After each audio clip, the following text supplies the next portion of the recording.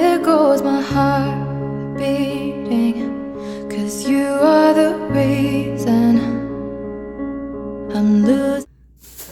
Well, hello. So today we are doing my 9-week update for pregnancy. Yes. For 9 weeks, I'm gonna say it was the worst week of it all. And why? Because I was nauseous the entire time, throwing up the entire time, and I slept. Like, just lived on my couch. Well, my husband's chair. Goodness. Let's see, what else? Had to change my injections, and I'll get to that in a second, because yes, filming in the bathroom, because I'm going to show you what I gotta do. And it was just 9 weeks was just really tiring, like really tiring. I was just tired, headache, nausea, the fun little discharge, just a bunch of stuff. Had my checkup again with my doctor, got another ultrasound done, got to see baby, got to see heartbeat. Hubby was actually went with me for this one, which was fantastic, so he got to see it as well. Now let's see what else. Everything made me sick. My kids were making eggs, my older kids, and the smell of them just made me nauseous, just grossed out, just gross. Like, I couldn't take the smell.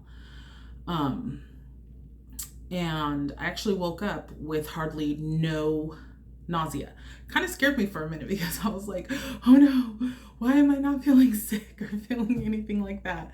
But I have it in my nose a little bit, like I want to throw up, like that nauseating. I was super tired. And it was just, my 9 weeks was just rough. Like, I just spent it on the couch. I felt so gross.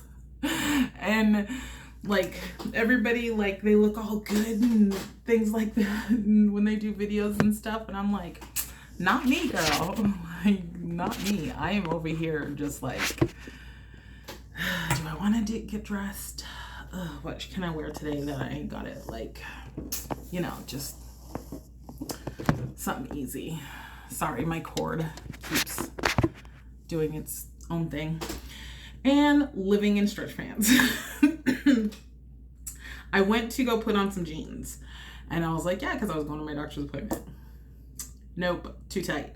Like, as soon as I got into my thigh, I was like, nope, this isn't happening. So I've been living in my stretch pants. And I do need to get a new bra, because my boobs are bulging out of my bra now. They have been bulging out for about 2 weeks now, and I was like, I still got room, I can do it. No, not anymore. Like, it's not anymore. So I'm debating on whether, well, it's not that I'm debating, I'm thinking I'm just going to go ahead and purchase some of those really comfortable stretch nursing bras, because I am no longer in a single, double, triple, quadruple, a 4 double D, I mean a 4 DD, like a D, double D, triple D, then another D. I am officially up into an E or an F.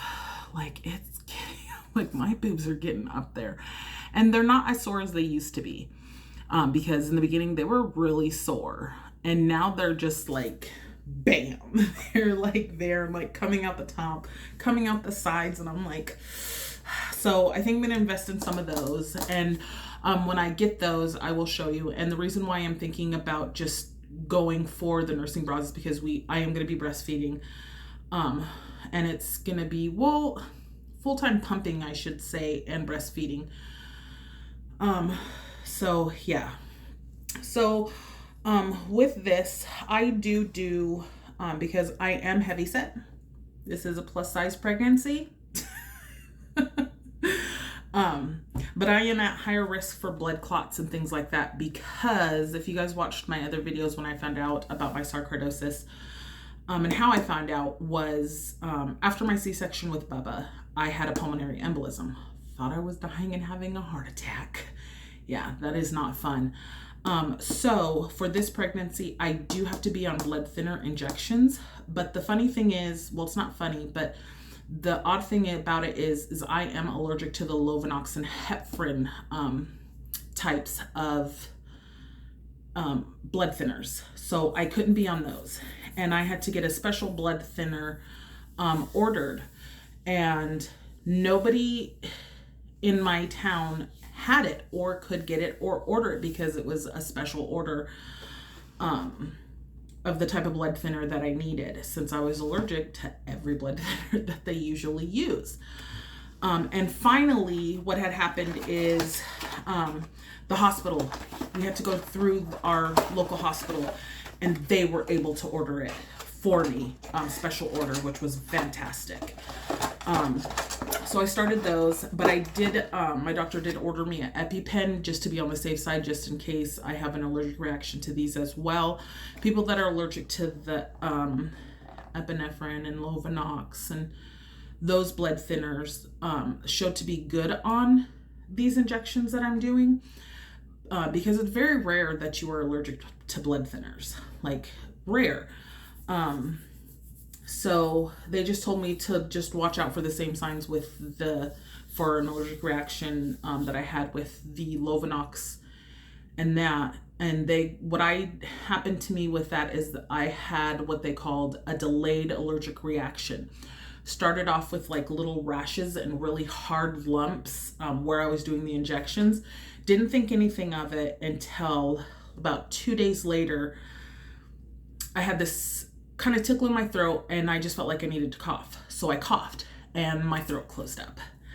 Thank God my older son was there, called the ambulance, got rushed in, and yeah. So with these, I'm just kind of cautious as well. So I just got to watch for those signs again. But we will see. So this is the little wonderful thing that I have to do every day, once a day, and I will be doing them, from my understanding, up until, well, no, not up until I give birth. I'm going to be on them for a while, even after birth. Yeah. And which brings me also to, they were talking about, so I have to be transferred to a special hospital because I'm high risk because of that. And they were talking about C-section. I am not having another C-section. It's not happening. And I'm waiting for that appointment to come up in Seattle so I could tell the specialist, I'm not having a C-section. It's not happening. I want a assisted birth, which I'm believing they call it a VBAC or a natural birth. This child is coming out my vagina. I'm not having this baby cut out of me. I'm not going through that again.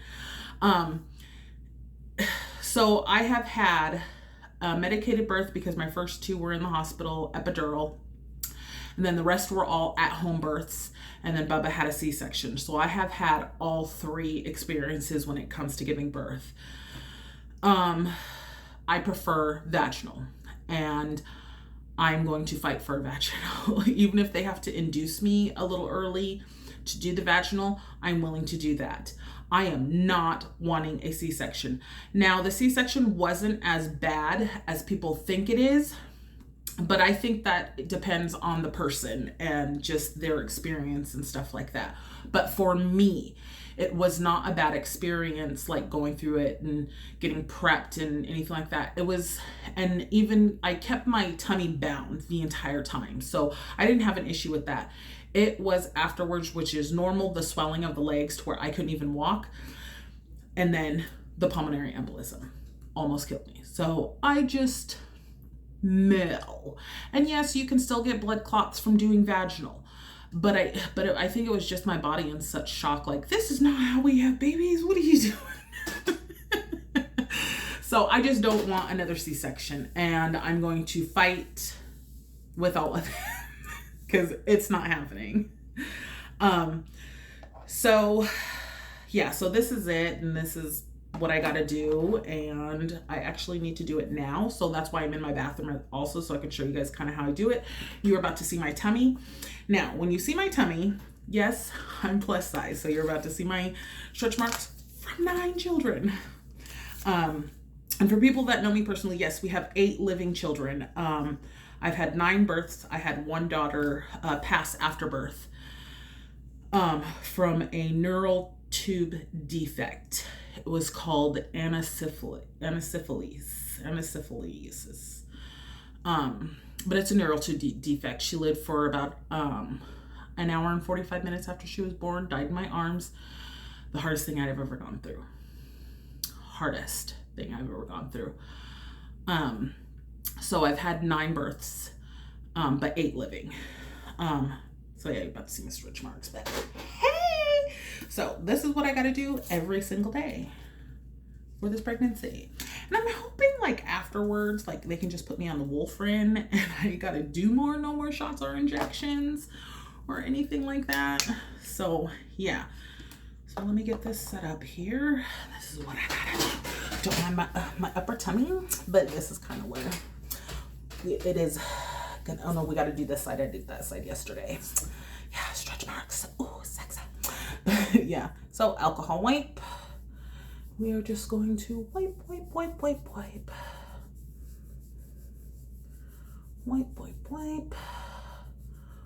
I got it here.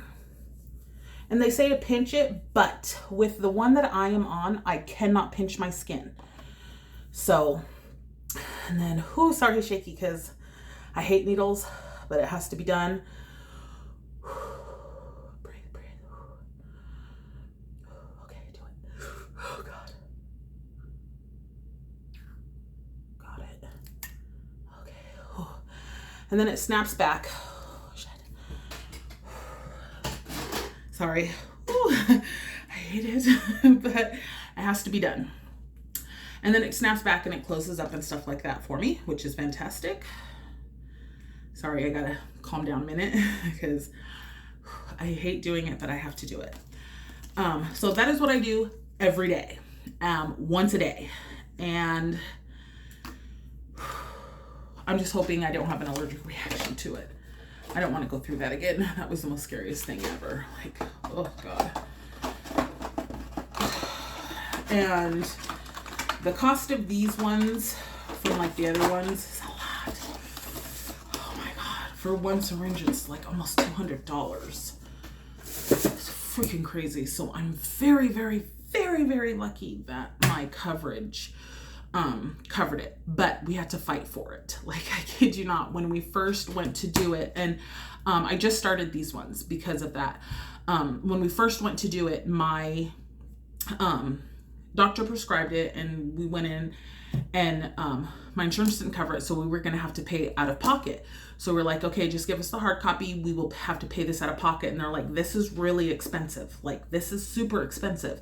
It's like almost $200 for one syringe. And I'm like, what the fuck? And I need to pay for this, for like all of this. So they were giving me like all the discount codes and all of that stuff. And I was just like, so then we had to call my insurance and we had to go through that whole process, and I had to do an appeal, and just, we had to send them like all of my stuff showing, yes, you know, we tried the other ones. This is what happens when she tries it. Here's her medical records, and just had to go through a bunch of crap for like a month. Finally, I called back again and I was like, yeah, I want to do my appeal. I need at least some of this paid for, and we can pay for the rest. And finally, they did another one and they approved it. So we don't have to pay that much, which is fantastic. Yes. Ooh, a little pain. But I just have to watch the injection sites. Like, I can't pinch my skin or do anything like that because of how this one works is it can bruise up and it can create a blood clot like right there at the injection site. So I can't, like how people say you gotta pinch and then do the shot. I can't do that with these. I'm not allowed to pinch. I cannot rub it. I cannot have tight clothing on it. They said, leave it. So I gotta just kind of sit here and wait for it to do its thing. Like, I can't rub it. I can't do anything to it. So yeah, so that is what I got to do every single day. And let's see, what else happened in my 9 weeks? Just feeling really gross, guys, like really gross. And my husband wants to hold me and he wants to give me kisses and stuff. But it's just like, I don't want to be touched. I do not want to be touched. I don't want to be messed with. I don't want to be rubbed on, because usually he gives me like little massages. He'll come when he, if I'm sitting in his chair, he'll try to come and just wrap his arms around me and just kind of rub on my shoulders and stuff and ask me if I'm feeling better. But I don't even want that. Like, I didn't, like, no, I don't know. I just don't want to be touched, y'all. And of course, in the back of my mind, I'm still like, oh my God, please don't miscarry. Please don't miscarry. And like I said earlier, I got up this morning and I was feeling really good, like hardly no nausea, nothing. And it kind of scared me for a minute. And I was like, oh fuck, please don't disappear like your symptoms. Because when you miscarry and you just start losing symptoms, that's what comes to your head. So I had to remind myself, no, we just seen baby, baby's good, everything is fine. Went and did my, urine and my blood panel for my pregnancy. I just came back from doing that, so I had a bunch of blood drawn. Did my little pee panel, did all of that, and 2 more weeks, and because I'm in my 10th week now that I'm filming this, going into my 11th week, so like 2 or 3, I'm gonna just say 2 weeks, not count this week. Yeah. It's going by really quick. Oh my gosh. And so I was so tired last week. Let me get back to my 9 weeks. I was so tired last week that I had literally relied on my older kids for like cleaning up the house. And yes, my kids have chores and stuff like that, but I would always go in behind them or, do it, but I was unable to. Like, I just can't. I was so tired, and I usually napped as soon as I dropped them off at school. I would come home, eat, and then just fall asleep until they came home. That's literally what I did. Yeah, isn't that crazy? Like, I should not be sleeping that much, but just tired, like, oh, freaking half. Just tired and eating everything, still eating everything. I have to eat like every freaking hour. I swear to God, that's what it feels like. Or else I was getting nauseated. I was getting sick. And like I said, right now, I still have that nauseated feeling, but it's not as strong. And it just started coming on about an hour ago. So I gotta eat something. Yeah. Let me see, what else? Still doing my progesterone at night vaginally.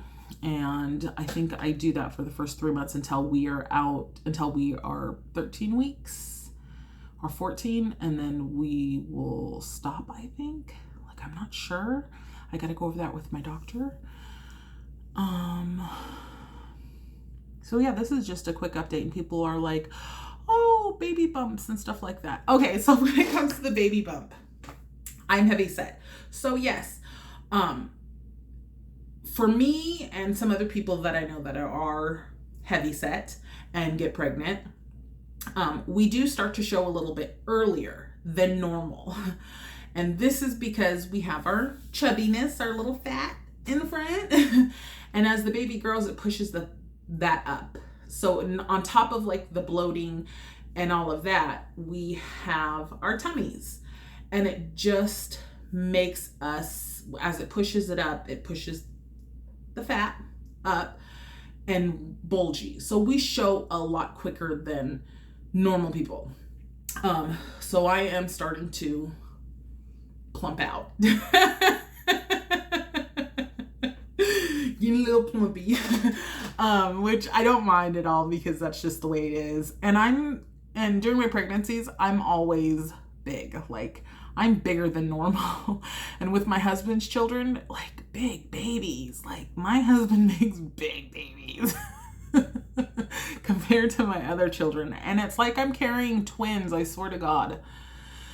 So yeah, so that's why I'm not fitting in my pants anymore. And I am already like, Because the other day I had to walk up 3 flights of stairs. And my husband's like, why are you so tired? I mean, why are you breathing like that? I'm like, my big bet just walked up 3 flights of stairs to get to this appointment. And you're asking me why I'm heavy breathing? I'm a big girl to start with. Like, you know this. So, yeah. Let's see. So yeah, and so people were asking me, let's see the baby bump and stuff. Like, there's really not much to see right now because I'm still like, it's just my fat getting pushed up right now. Yes, baby is there. And I can actually feel where my uterus is. If I lay down on my back, I can feel where my uterus begins and my intestines and stuff begin. Like, I can feel that, and it's really weird. I did pull out my baby Doppler because we are in our 10th week going into our 11th week, and I know that I will be able to hear baby. So I'm going to try to see if we can hear baby here at home. And like, I want to start getting baby stuff and things like that, but we really don't need anything because we have everything. I have all of Bubba's stuff. We're going to cloth diapers, and I have a massive stash, and I need to dwindle it down. Like, I will do a stash video, and I need to dwindle it down because I have galore. But one of the best things about having this is because I use the pre-folds. One of the best things about having the pre-folds is that you can actually use them postpartum because they are long enough and big enough to fit from the front all the way to the back. Like, they are amazing. So I will be using those after birth for postpartum, which is fantastic because I have enough. Like I said, I'll do a stash so I can show you what I mean. Like, I got enough. Then with the baby girl stuff, we have a bunch of girl stuff because we have 4 girls. And also, as some of you know, we bought some other girl stuff before we found out we were pregnant for a reason that we just don't. So we packed everything up. So we have everything we need. I have my glass bottles ready, and I have my Medela pump, and I have 2 other pumps that I want to try that I will show you what I have as well for those 2 other pumps that I want to try. But I am thinking, because my milk supply has been, even in the past, so well and like a lot. Like, I don't want to say, like, how can I say this? Like, I don't want to brag because everybody produces different amounts of milk, and you shouldn't feel like, oh, why is she pumping that much and I can only pump this much or something like that. Like, I don't want that kind of thing out there. If you are pumping and you are producing, you are doing a good job, and it doesn't matter how much you are pumping and producing, you do you. But I was pumping about, let me see, because I would get about 3, and then a couple hours later, 1, 2, 3, 4. I was pumping between 6 to 8 times a day. Yes. And that was because I was building up a stash as well. And for each session, I was filling up out of each breast 2 of the 8-ounce bottles, and then maybe about 4 ounces, 3 to 4 ounces of a third 8-ounce bottle. So I was pumping a lot, and I was producing a lot. And that is my plan for this this pregnancy as well, is I'm going to be exclusively pumping and then putting it in a bottle. And it just makes it easier because if I'm doing something, or since I do have 8 children, if I'm doing something and the baby needs to be breastfed, like, I just put her on the boob and do what I need to do. But also, I still want to give my other children attention and let them know, hey, you know, I do have another baby, but you are still important to me. So that way, if I need to, I can just put my breast milk into a bottle and do baby that way. But also, I am going to be breastfeeding at the same time if there's like an emergency and she is super hungry and just whatever. So I'm going to be doing both, but mainly exclusively pumping, which works for my family, and I absolutely loved it. Like, I built a stash like there was no tomorrow. So I'm preparing for that. So like I said, we have clothes, we have diaper bags, we have the pumps. The only thing that I think I need to actually get Jason already got her blanket. Yeah, so Jason's got, and I keep saying her because let me get to that, but let me finish this. So, all I need to do actually is start my, pumping station, which I need to get like my, reusable, breast pads, milk bags, make my nipple cream, and I think that's it. It's just making me my pumping station. And I'll do a video when that time comes, when I do the pumping station. But I am not going to start doing all of that or buying anything until we are past 12 weeks, 13 weeks. And we are into about our 15th, 16th week is when I will start getting that stuff and doing all of that. Yeah. And why? Because it's just, I'm scared of miscarriage. And I feel like if I go and do all that stuff now and then something horrible happens, what was the point? And I know that sounds awful, and I know that sounds like don't think like that and things like that, but when you've miscarried so many times, you think like that. So I just want to wait. And I know that I know that nothing is going to happen with this pregnancy. We are going full term with this pregnancy, but it's still there. So yeah. And I'm just like, I'm so thankful. Oh my God. I'm so thankful that this baby is growing and everything is fantastic so far. Like, okay. So yeah, what was I going to talk about? Like, I totally got off of it because I was getting off topic about what I wanted, but then I was like, I'll come back to that real quick. I totally forgot what it was. So if I remember it, I'll just blurt it in real quick and go through it. We were talking about, so did the 9 weeks, the bras, showed you guys my shots that I have to do every day, talked about me not wanting a C-section because that is not happening. And then we were talking about, we got the baby stuff. I wanted to do my thing, talked about my pumping, talked about my stash. I wanted to do that, how I wanted to get everything together, but waiting. Pregnancy brain. I don't remember what I was going to say. So yeah, and I'll remember eventually, and I'll probably talk about it in my next video. So yeah, so that is my update. Yeah, I want to start buying stuff. I want to start getting stuff, and I want to do that, and I'm holding it in, I'm holding it off. Oh, so when we do, that's one other thing I was going to say. When we do go to do our visit, they're going to be doing an ultrasound again, and I am hoping we will be able to see if it is a boy or a girl. That's what it was. So I keep saying a girl, and I keep saying a girl because, and you can chime in and let me know if you have had this. I keep saying a girl because I know it's going to be a girl. And I know I did mention this in the last update. I had a dream. And I know that sounds very weird, but I know this is going to be a girl because I met her. And I keep telling my husband, because even with my other children, I met them before I got pregnant. I knew that they were going to be, I knew what their genders were going to be. I knew. I met my last baby, Bubba. I met him before I found out I was pregnant with him, and that's how I knew we were having him. And with this one, I met her before. Let me see. I met her about 2 months before we found, I'm going to say 3 months just to be on the safe side, in a dream. And this lady brings them to me.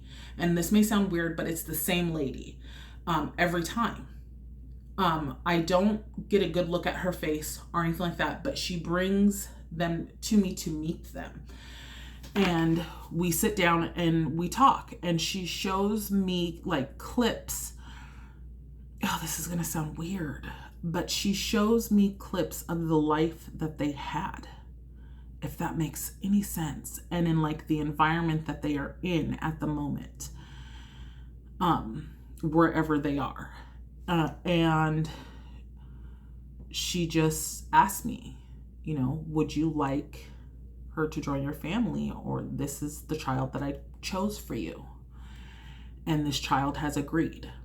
And I agree. I'm like, yes, I will take that child. Yes, I am welcoming that child with open arms. And with this one now, what happened was I was having a dream and it just stopped. And I was in front of this house and there was this car and there was the lady again.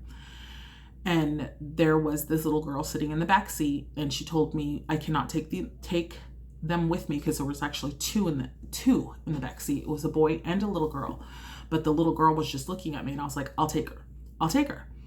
And she's like, are you sure? Do you have room for her? And I was like, I will make room. She is mine. She's coming with me. And she came into the house and she followed me in the house, and it was like I was preparing her room, if that makes sense. And I got the blanket out, and I had a little toddler bed, and she just wrapped her arms around me, and she was just gorgeous. She had long black silk, just beautiful hair, and just these chubby cheeks. And I could see her face just perfectly and her little chubby body. And she just wrapped her arms around me. And I was there with my husband, and I was looking out the door, and the lady was talking to somebody else, and I told her, you can come and see my room. My home. You can come into my home and see whatever you would like and things like that. Woke up. Right before I found out I was pregnant, I again had a dream. I was just dreaming, and randomly this little girl came back into my dream, just walked in, looked at me, smiled, hugged me, and kind of melted into me, if that makes sense. Like, she just hugged me and melted into me. And I was like, okay. And I turned around and I had some friends there, and this person walked in and was like, you're pregnant. And I was like, no, I'm not. And like, yes, you are. And he like dipped it into the pee, and I was like, no, I'm not. This isn't happening. And I ignored it. And I was like, nope. And I just woke up and went about my business. So yeah, so if you've had those kinds of things, let me know, because also when I went for my ultrasound, I had told the person about this with Bubba, and he actually said that is actually normal. That actually happens a lot, where moms will come in and be like, no, I know this is a boy, or I know this is a girl because I met them. I had a dream about them. I know this is who my baby is. And it's just amazing. And he's like, it's actually amazing. He goes, we actually hear it quite a bit. And he's all like, so yeah, you're not alone. You're not the only one. And I'm like, thank God. And so I know that this is going to be a girl. And if she chooses not to be a girl and comes out a boy, I'm fine with that too. But I know that this is going to be a girl. I met her. I seen her. And same thing happened with Bubba, and he didn't believe me. And same thing happened with Penelope and Ruth Ann, and he still didn't believe me. So yeah, there's that. So I already know, like, I need to get girl stuff. So this video is long, so I'm going to cut it short, and I will see you guys for my next update. And I will be in my 11th week, going into my 12th week with my next update in about another week. Okay, you guys have a great day. Bye.